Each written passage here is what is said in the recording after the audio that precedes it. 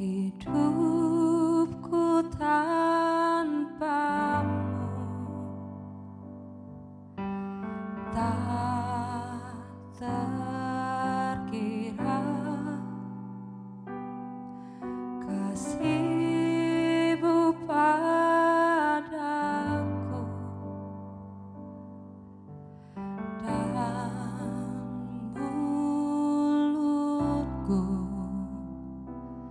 selalu menyembah-Mu.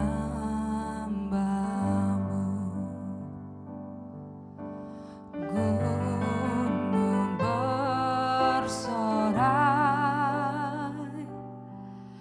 laut bergelora,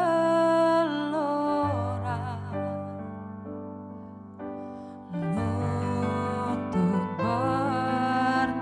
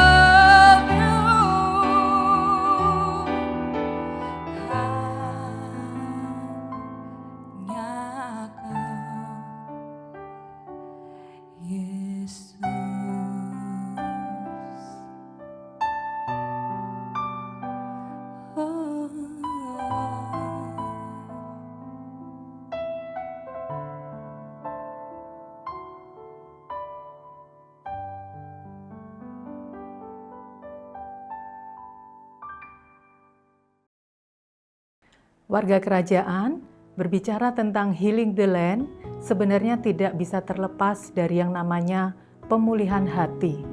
Dan itu harus dilakukan oleh orang-orang yang tinggal di suatu negeri. Karena ketika hati dipulihkan, maka pribadi itu akan menjadi kuat. Dan pribadi yang kuat akan menghasilkan keluarga, komunitas, gereja, dan juga masyarakat yang kuat, di mana Tuhan dapat memakai kehidupan orang-orang yang sudah dipulihkan itu untuk memulihkan bangsa dan negara, karena mereka dapat berdoa untuk negeri di mana mereka tinggal. Jadi, kuncinya adalah pemulihan hati.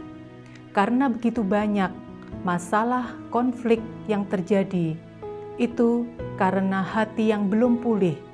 Orang menyimpan sakit hati yang berlarut-larut, orang menyimpan luka hati bertahun-tahun tanpa pernah diselesaikan, sehingga itu akan menghalangi berkat Tuhan dan janji Tuhan datang dalam kehidupan kita. Mazmur 147 ayat yang ketiga mengatakan, Ia menyembuhkan orang-orang yang patah hati dan membalut luka-luka mereka. Dari ayat ini kita mengerti bahwa hati yang patah itu ternyata adalah suatu kenyataan. Dan pastinya kita semua pernah mengalami hal itu, di mana kita mengalami patah hati. Tentunya bukan karena cinta ya, tetapi kita patah hati karena kita dikecewakan, karena perkataan orang lain, karena perbuatan orang lain, karena kita dikhianati, atau mungkin karena kita mengalami kegagalan dalam hidup. Atau mungkin juga karena kita di dalam keadaan hidup kita di suatu titik terendah.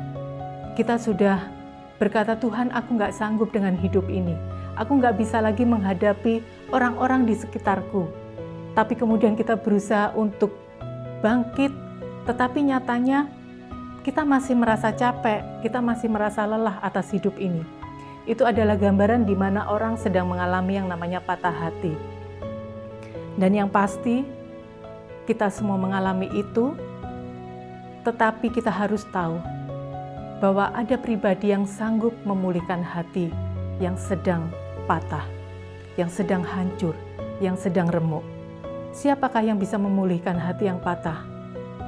Bukan teman, bukan waktu, bukan juga dengan cara kita jalan-jalan, refreshing seperti yang kita sebut dengan healing saat ini, tetapi hanya Tuhan yang bisa memulihkan hati manusia. Setiap kita yang mengalami patah hati, remuk hati, hancur hati, kita harus mengaku di hadapan Tuhan. Kita katakan sejujurnya bahwa kita memerlukan pertolongan Tuhan, maka Tuhan akan membuat sesuatu yang indah dalam hidup kita melalui luka hati yang saat ini kita sedang hadapi. Ada suatu seni tradisional Jepang yang namanya kintsugi. Itu artinya menyambung dengan emas.